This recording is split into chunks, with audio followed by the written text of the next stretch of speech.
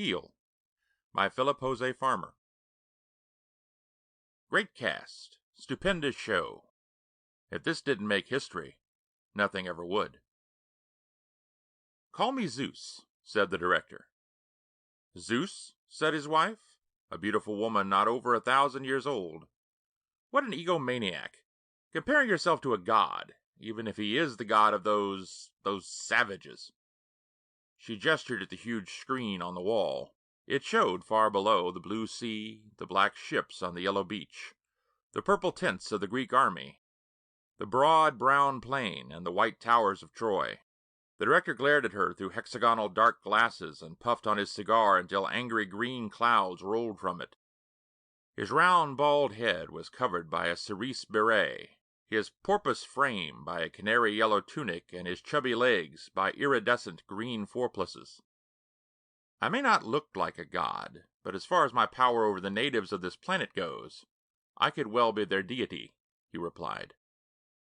He spoke sharply to a tall, handsome blond youth who wore a crooked smile and bright blue and yellow tattoos spiraling around his legs and trunk. Apollo, hand me the script.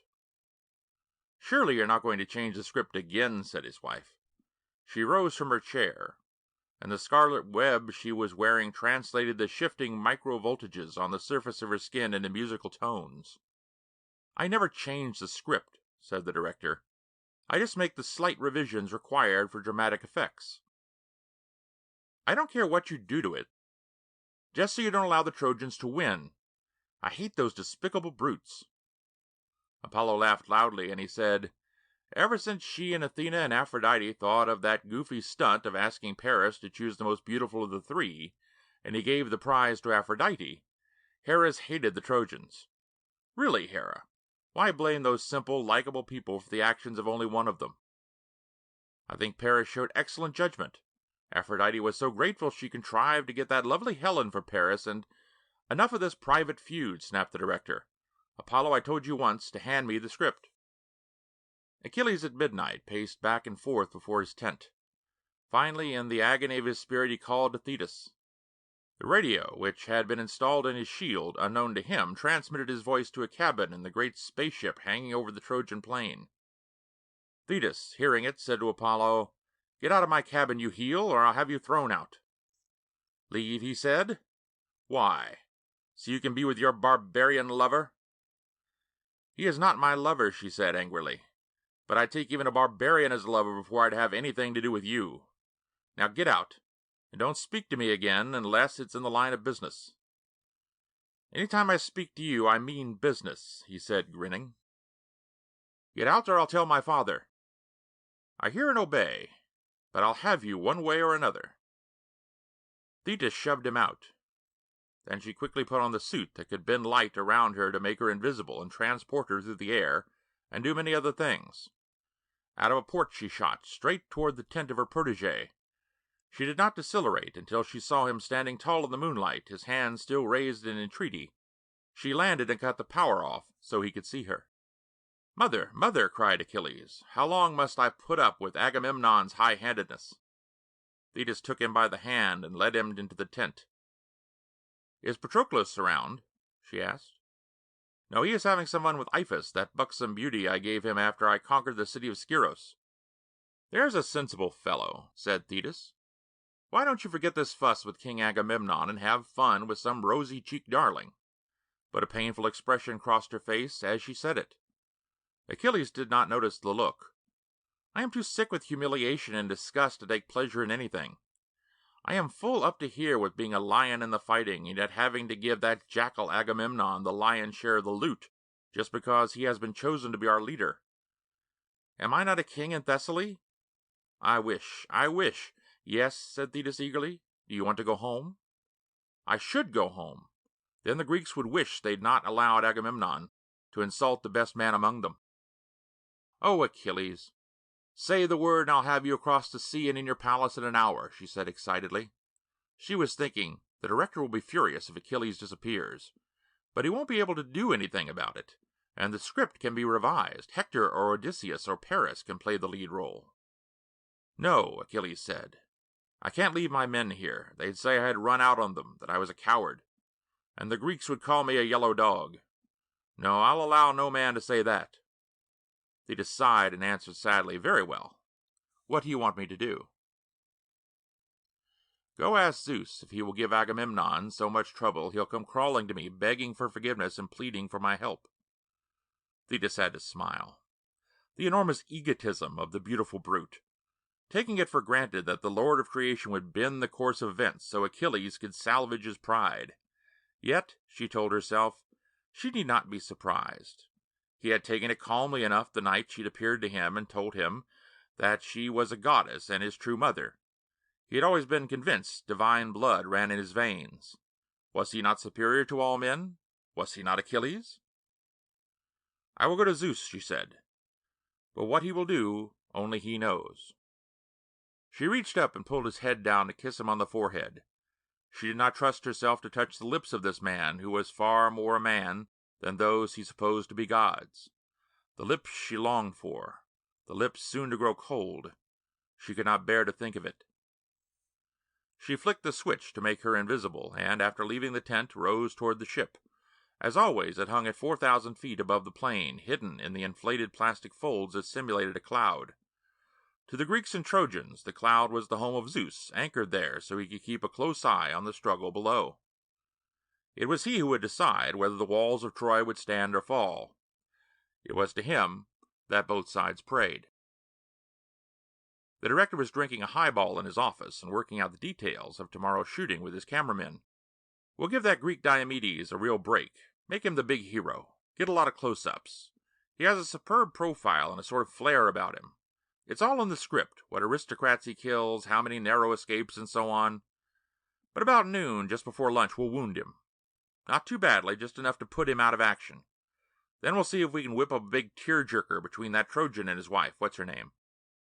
He looked around as if he expected them to feed him the answer, but they were silent. It was not wise to know more than he. He snapped his fingers. "Andromache, that's it. What a memory. How do you keep all those barbaric names at your tongue's tip? Photographic. And so on, from the sycophants. Okay, so after Diomedes leaves the scene, you, Apollo, will put on a simulacrum of Helenos, the Trojan prophet. As Helenos, you will introduce Hector to go back to Troy and get his mother, the queen, to pray for victory. We can get some colorful shots of the temple and the local religious rites.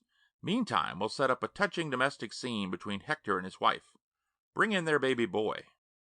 A baby's always good for ohs and ahs. Later, after coffee break, we'll—" Apollo drifted through the crowd toward the director's wife. She was sitting on a chair and moodily drinking. However, seeing Apollo, she smiled with green-painted lips and said, "Do sit down, darling. You needn't worry about my husband being angry because you're paying attention to me. He's too busy shining down on his little satellites to notice you." Apollo seated himself in a chair facing her, and moved forward so their knees touched. "What do you want now?" she said. "You only get lovey-dovey when you're trying to get something out of me." "You know I love only you, Hera," he said, grinning. "But I can't meet you as often as I'd like. Old Thunder and Lightning is too suspicious, and I value my job too much to risk it despite my overwhelming passion for you. Get to the point. We're way over our budget and past our deadline. The shooting should have finished 6 months ago. Yet old Fussy Britches keeps on revising the script and adding scene after scene. And that's not all. We're not going home when Troy does fall. The director is planning to make a sequel.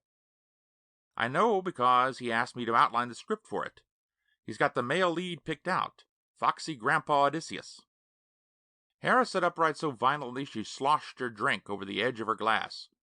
"Why, my brother means to kill Odysseus at the first opportunity.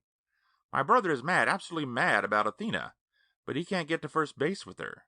She's got eyes only for Odysseus, though how she can take up with one of those stupid primitives I'll never understand." "Athena claims he has an intelligence equal to any of us," said Apollo. "However, it's not her and Thetis I meant to discuss." "Is my stepdaughter interfering again?" "I think so. Just before this conference, I saw her coming out of the director's room, tears streaming from her big cow eyes. I imagine she was begging him again to spare Achilles, or at least to allow the Trojans to win for a while so Agamemnon will give back to Achilles the girl he took from him, that tasty little dish, Briseis." "You ought to know how tasty she is," said Hera bitterly. I happen to know you drugged Achilles several nights in a row, and then put on his simulacrum." "A handy little invention, that simulacrum," said Apollo. "Put one on, and you can look like anybody you want to look like. Your jealousy is showing here. However, that's not the point. If Thetis keeps playing on her father's sympathies like an old flute, this production will last forever. Frankly, I'd like to shake the dust of this crummy planet from my feet, get back to civilization, before it forgets what a great scriptwriter I am." "What do you propose?" "I propose to hurry things up. Eventually Achilles is supposed to quit sulking and take up arms again. So far the director has been indefinite on how we'll get him to do that." "Well, we'll help him without his knowing it. We'll fix it so the Trojans will beat the Greeks even worse than the director intends. Hector will almost run back into the sea. Agamemnon will beg Achilles to get back into the ring. He'll give him back the loot he took from him, including Briseis, and he'll offer his own daughter in marriage to Achilles. Achilles will refuse, but we'll have him set up for the next move. Tonight, a technician will implant a post-hypnotic suggestion in Achilles that he send his buddy Patroclus, dressed in Achilles' armor, out to scare the kilts off the Trojans. We'll generate a panic among the Trojans with a subsonic projector. Then we'll arrange it so Hector kills Patroclus. That is the one thing to make Achilles so fighting mad he'll quit sulking." "Patroclus? But the director wants to save him for the big scene when Achilles is knocked off. Patroclus is supposed to put Achilles' armor on, storm the Scaean gate, and lead the Greeks right into the city." "Accidents will happen," said Apollo. "Despite what the barbarians think, we are not gods. Or are we? What do you say to my plan?" "If the director finds out we've tampered with the script, he'll divorce me. And you'll be blackballed in every studio from one end of the galaxy to the other." Apollo winked and said, "I'll leave it to you to make old Stoop think Patroclus' death was his own idea. You have done something like that before, and more than once." She laughed and said, "Oh, Apollo, you're such a heel." He rose. "Not a heel. Just a great scriptwriter. Our plan will give me a chance to kill Achilles much sooner than the director expects, and it'll all be for the good of the script." That night 2 technicians went into the Greek camp, one to Achilles' tent and one to Agamemnon's. The technician assigned to the king of Mycenae gave him a whiff of sleep gas and then taped 2 electrodes to the royal forehead. It took a minute to play a recording, and 2 to untape the electrodes and leave. 5 minutes later the king awoke, shouting that Zeus had sent him a dream in the shape of wise old Nestor. Nestor had told him to rouse the camp and march forth, even if it were only dawn, for today Troy would fall, and his brother Menelaus would get back his wife Helen. Agamemnon, though, who had always been too clever for his own good, told the council of elders that he wanted to test the army before telling them the truth. He would announce that he was tired of this war they could not win, and that he wanted to go home. This news would separate the slackers from the soldiers, his true friends from the false. Unfortunately, when he told this to the assemblage, he found far less men of valor than he had expected. The entire army, with a few exceptions, gave a big hurrah and stampeded toward the ships. They had had a bellyful of this silly war, fighting to win back the beautiful tart Helen for the king's brother, spilling their guts all over foreign plains, while their wives were undoubtedly playing them false with the 4 Fs. The fields were growing weeds, and their children were starving. In vain Agamemnon tried to stop the rush. He even shouted at them what they had only guessed before, that more was at stake than his brother's runaway wife. If Troy was crushed, the Greeks would own the trading and colonizing routes to the rich Black Sea. But no one paid any attention to him. They were too concerned with knocking each other over in their haste to get the ships ready to sail. At this time, the only people from the spaceship on the scene were some cameramen and technicians. They were paralyzed by the unexpectedness of the situation, and they were afraid to use their emotion-stimulating projectors. By the flick of a few switches, the panic could be turned into aggression. But it would have been aggression without a leader. The Greeks, instead of automatically turning to fight the Trojans, would have killed each other, sure that their fellows were trying to stop them from embarking for home. The technicians did not dare to waken the director and acknowledge they could not handle a simple mob scene. But one of them did put a call through to one of the director's daughters, Athena. Athena zipped down to Odysseus and found him standing to one side, looking glum. He had not panicked, but he also was not interfering. Poor fellow, he longed to go home to Penelope. In the beginning of this useless war he had pretended madness to get out of being drafted, But once he had sworn loyalty to the king, he could not abandon him. Athena flicked off her light bender so he could see her. She shouted, "Odysseus, don't just stand there like a lump on a bog. Do something, or all will be lost. The war, the honor of the Greeks, the riches you will get from the loot of Troy. Get going." Odysseus, never at a loss, tore the wand of authority from the king's numbed hand and began to run through the crowd. Everybody he met he reproached with cowardice, and backed the sting of his words with the hard end of the wand on their backs. Athena signaled to the technicians to project an aggression-stimulating frequency. Now that the Greeks had a leader to channel their courage, they could be diverted back to fighting. There was only one obstacle: Thersites. He was a lame hunchback with the face of a baboon and a disposition to match.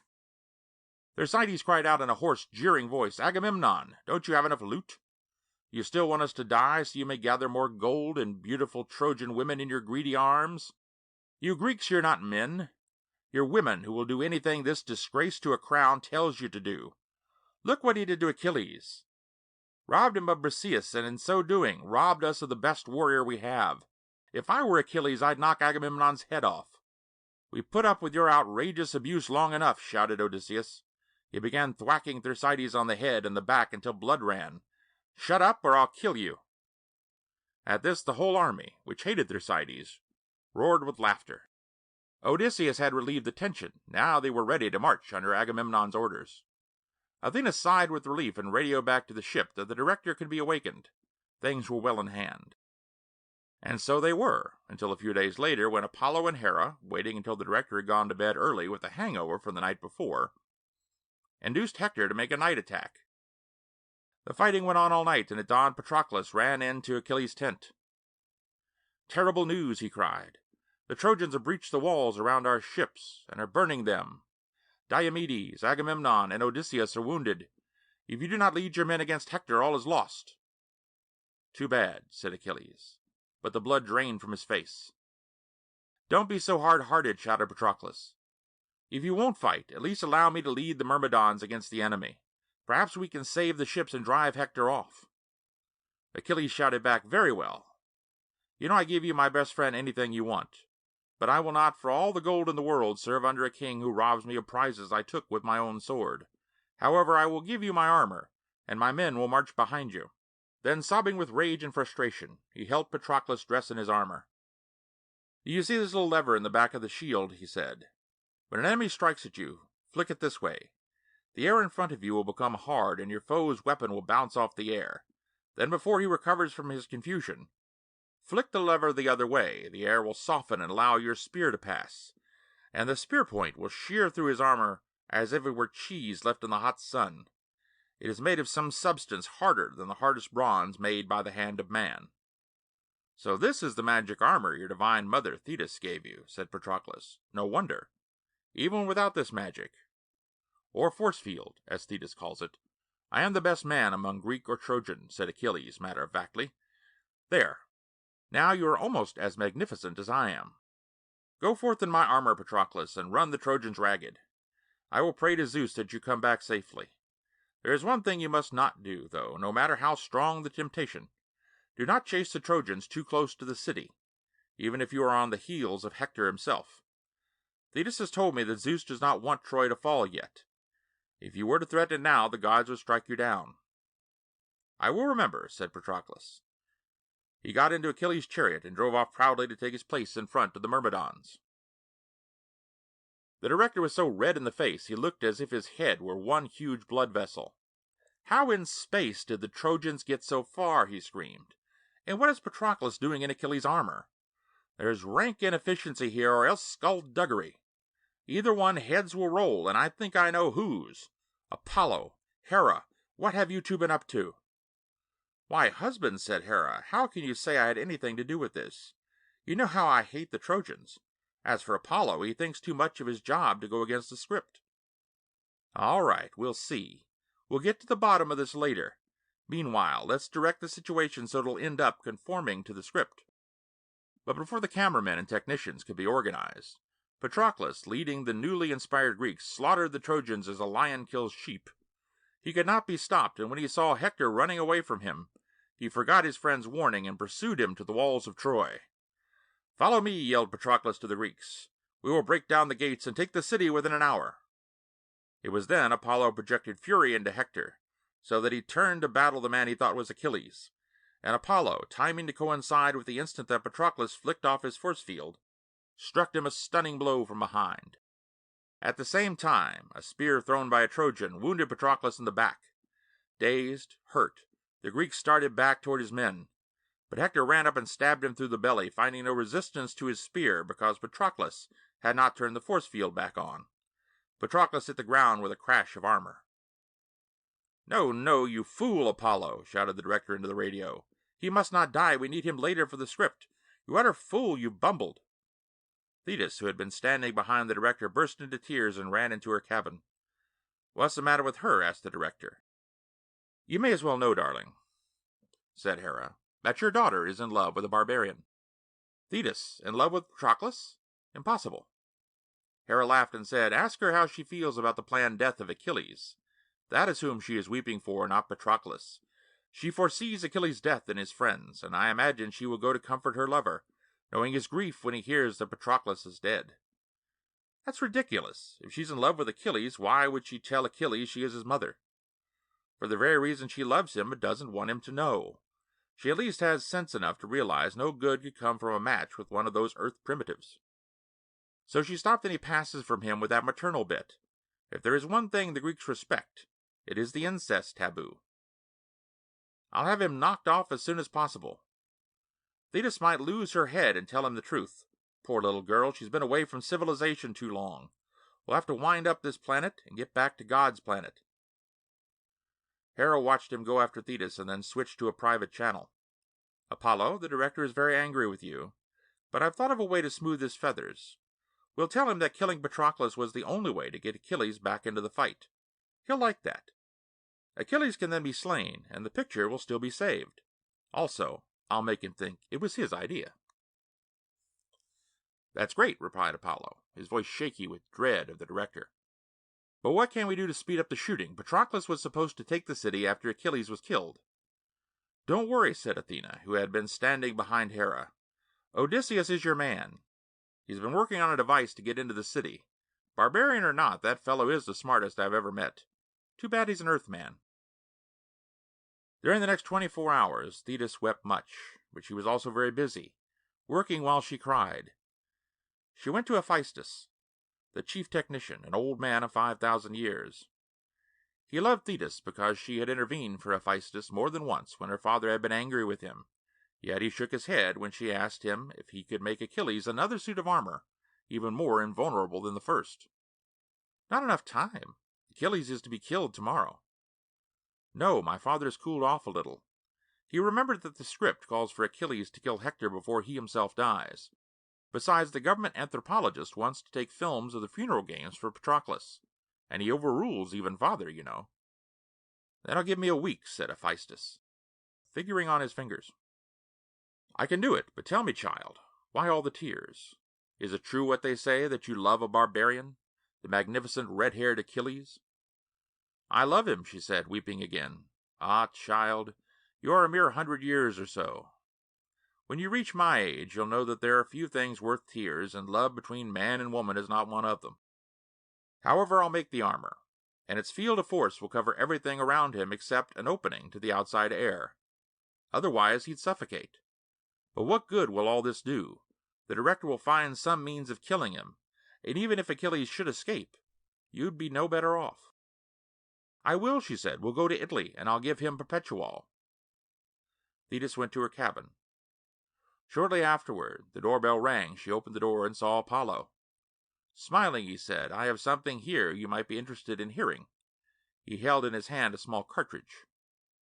Seeing it, her eyes widened in surprise. "Yes, it's a recording," he said, and he pushed past her into the room. "Let me put it in your playback." "You don't have to," she replied. "I presume you had a microphone planted in Hephaestus' cabin?" "Correct." "Won't your father be angry if somebody sends him a note telling him you're planning to ruin the script by running off to Italy with a barbarian? And not only that, but inject Perpetual into the barbarian to increase his lifespan?" Personally, if I were your father, I'd let you do it. You'd soon grow sick of your handsome but uncouth booby." Thetis did not answer. "I really don't care," he said. "In fact, I'll help you. I can arrange it so the arrow that hits Achilles' heel will be a trick one. Its head will just seem to sink into his flesh. Inside it will be a needle that will inject a cataleptic agent. Achilles will seem to be dead, but will actually be in a state of suspended animation. We'll sneak his body at night from the funeral pyre and substitute a corpse. A biotech who owes me a favor will fix up the face of a dead Trojan or Greek to look like Achilles. When this epic is done and we're ready to leave Earth, you can run away. We'll not miss you until we're light years away. And what do you want in return for arranging all this? My thanks?" "I want you." Thetis flinched. For a moment she stood with her eyes closed and her hands clenched. Then, opening her eyes, she said, "All right. I know that is the only way open for me. It's also the only way you could have devised to have me. But I want to tell you that I loathe and despise you, and I'll be hating every atom of your flesh while you're in possession of mine." He chuckled and said, "I know it, but your hate will only make me relish you the more. It'll be the sauce on the salad." "Oh, you heel," she said in a trembling voice. "You dirty, sneaking, miserable, slimy heel." "Agreed." He picked up a bottle and poured 2 drinks. "Shall we toast to that?" Hector's death happened, as planned, and the tear-jerking scene in which his father, King Priam, came to beg his son's body from Achilles. 4 days later, Achilles led the attack on the Scaean gate. It was arranged that Paris could be standing on the wall above the gate. Apollo, invisible behind him, would shoot the arrow that would strike Achilles' foot if Paris's arrow bounced off the force field.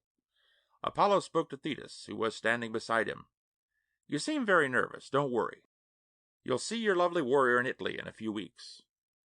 And you can explain to him that you aren't his mother, that you had to tell him that to protect him from the god Apollo's jealousy. But now that Zeus has raised him from the dead, you have been given to him as a special favor, and all will end happily. That is, until living with him will become so unbearable, you'll give 1,000 years off your life to leave this planet. Then, of course, it'll be too late. There won't be another ship along for several millennia." "Shut up," she said. "I know what I'm doing." "So do I," he said. "Ah, here comes the great hero Achilles chasing a poor Trojan whom he plans to slaughter.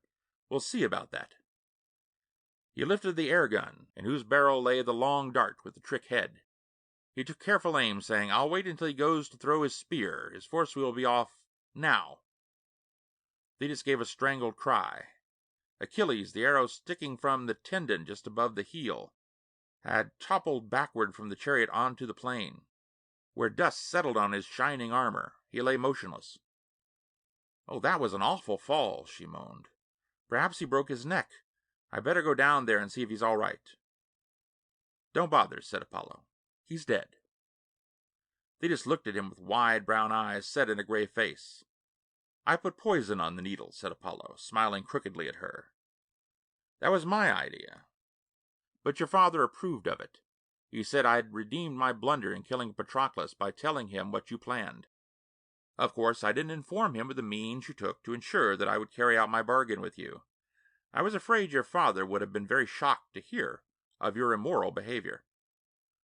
Thetis choked out, "You unspeakable, vicious, you—" "Dry your pretty tears," said Apollo. "It's all for your own good, and for Achilles too. The story of his brief but glorious life will be a legend among his people, and out in the galaxy the movie based on his career will become the most stupendous epic ever seen." Apollo was right. 4,000 years later it was still a tremendous box office attraction. There was talk that now that Earth was civilized enough to have space travel, it might even be shown there. End of Heel by Philip José Farmer. Recording by Chris Pyle.